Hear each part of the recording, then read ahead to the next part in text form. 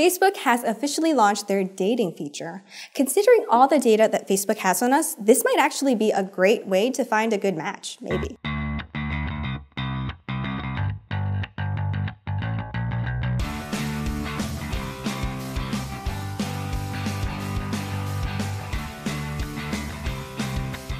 Hey, this is Chia from Brand24. Welcome back to the Social Recap, a rundown of the latest highlights from social media and digital marketing news. So in the last recap, we covered some important developments from Google, including their plans to get rid of the URL, which would change the way that we access websites for good. Plus, we shared 5 simple but really important LinkedIn tips that are recommended by top career specialists to help recruiters find you during your next job search. Well, this time we are looking at Instagram's role in e-commerce, taking a sneak peek into Facebook's latest venture into the world of online dating, and discussing some important reasons why you just have to get on board with audio and visual tech now. All this and more inside episode 19 of the Social Recap. Now let's get started with Instagram. Instagram has been super productive lately. They've been spotted testing a string of feature updates for their users, including a native way to regram, hashtag-free image captions, geo-targeting, and the addition of GIFs in direct messages. But their biggest update comes in their latest push towards e-commerce. So there are over 400 million accounts using stories on a daily basis. And out of those 400 million, a third of the most viewed stories come from business accounts. So it makes perfect sense for Instagram to make both feed posts and stories shoppable. But they're doing even more. They've also started rolling out a new shopping channel in the Explore tab, where you can see shoppable posts from brands that you follow, as well as from brands that Instagram thinks that you will like.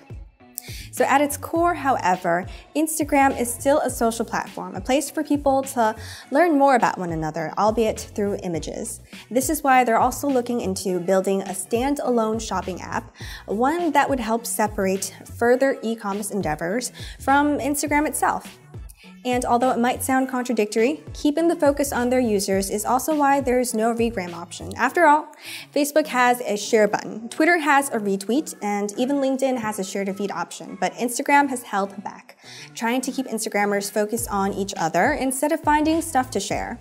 So despite that, users have been getting around this by sharing screenshots and using external apps. So now, among all its other tests and trying to build a new shopping app, Instagram is also testing different ways for users to regram each other's posts natively. But Instagram is not the only one testing new features. A new downvote button was recently spotted on Twitter. Forums like Reddit and Court have long embraced the downvote, while Facebook has been slowly rolling out its own dislike option to a small group of users since May. Twitter has only just begun to test downvoting, and it's still not really certain that will ever see the light of day. But just the fact that they're considering it tells us that we may also see other changes related to their algorithm soon. After all, the very need for a downvote button suggests that Twitter's algorithm isn't showing their users what they actually want to see. So they need more user input in the form of a downvote button to teach the algorithm what their users want. And Facebook has officially launched their dating feature. Considering all the data that Facebook has on us, this might actually be a great way to find a good match, maybe. It's only available in Colombia right now, where they're currently collecting signups, so they still have a chance to iron out any kinks before offering it to other countries, and this is how it's supposed to work. So after you sign up for Facebook Dating, you'll be asked to verify your location, and then you can fill out personal details like a short bio, where you work, your religion, whether or not you have kids, things like that, and answer some questions related to your personality. So the key thing to remember here is that you're creating a brand new profile for Facebook Dating instead of just using your original Facebook profile, so you get to show a different side of yourself. When you're looking through the matches that Facebook serves up, you will see them one by one, and you can express interest in up to 100 matches a day. And unlike Tinder, Facebook Dating is about finding a life partner instead of a hookup.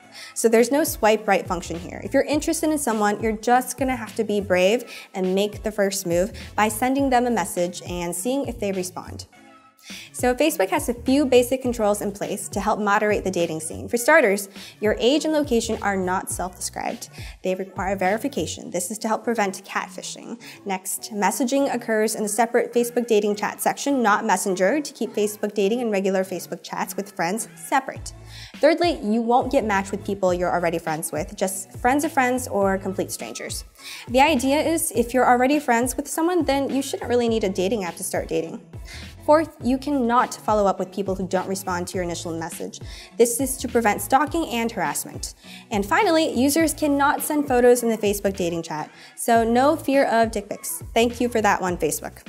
And basically, besides the dating feature, Facebook has also just launched Rosetta, which is visual search AI that they built to help read text and images. Basically, Rosetta can find images that contain text in various languages, and it can also read what that text says. The main purpose of this is to identify offensive memes or other images that violate their policies or spread hate speech, something that Facebook is in desperate need of after images containing mistranslated text were connected to riots and other acts of extreme violence in Myanmar, Sri Lanka, and other areas of conflict. Hopefully, Rosetta's visual AI offers increased accuracy in reading and also translating text. Meanwhile, Facebook definitely isn't the only one working on visual search, as Amazon launches Scout, their way of letting users shop for items in a more visual way. So you might be thinking, what for? We can see images in Amazon already. Well, the main difference is that with Amazon Scout, you can teach it to show you items based on your personal taste. So right now, if you search for something like a table on Amazon, you'd be shown all kinds of styles: modern, classic, old-fashioned, wooden, plastic, handcrafted, or industrial. But if you look for a table through Amazon Scout, you can upvote and downvote each table you're shown and teach the visual search AI to filter out stuff you don't like, so that when you shop for items in the future, it can potentially find things that you'll actually want to buy right off the bat. But visual search isn't the only or the most significant way that brands are innovating these days. So while Google Assistant has just become the first bilingual virtual assistant for the home and office, Einstein Voice is Salesforce's new conversational way for salespeople to make notes and track their stats just with their voice. So if you work in sales, people skills are your most important asset: talking to people, listening to people, and meeting with them. But you have to keep track of your stats too. Einstein Voice now lets you enter all that data into the Salesforce dashboard with your voice, so you can deal with the administrative part of your job even while you're driving. Salesforce is not the first CRM to offer conversational AI, since companies like Tact AI have had this option for a while, but it's definitely an industry leader, which speaks volumes about the direction in which technology is taking us. So if your brand or business is not on board with visual and voice tech yet, now's a really good time to start looking into it. And that's it for episode 19. I want to stay on top of key developments from social media and digital marketing. Subscribe to the Social Recap on YouTube. And just in case you prefer, we also have an audio version on Soundcloud, plus a readable version on the blog, with each post containing relevant links to the topics discussed, along with a few extra resources. You can find links to the podcast and blog in the video description. Thank you so much for tuning in, and I'll see you next time. Bye.